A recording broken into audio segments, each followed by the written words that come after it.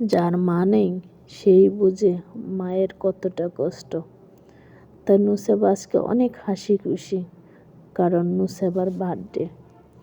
এই নুসেবা যখন ছোট ছিল 3 মাসের, তখন আমার ভাই নুসেবাকে রেখে বাইরে চলে গেছে, কারণ বাংলাদেশে থাইকা এই নুসেবাকে আরিফাকে চালাইতে কষ্ট হবে, তাই প্রবাসে চলে গেছে। আর প্রবাসের মানুষগুলা যে কতটা কষ্টে থাকে সেটা কখনো বাংলাদেশের মানুষটিকে বুঝতে দেয় না, আর ফ্যামিলির মানুষটিকেও বুঝতে দেয় না তারা যে কতটা কষ্ট করে। আর ফ্যামিলির মানুষটির হাসি ফুটানোর জন্য প্রবাসী মানুষগুলায় সব কিছুই লুকায় রাখে। আজ নুসেবা অনেক খুশি। আজকে যদি নুসেবার মা থাকতো আরও বেশি খুশি হতো নুসেবা, কারণ আমার বোন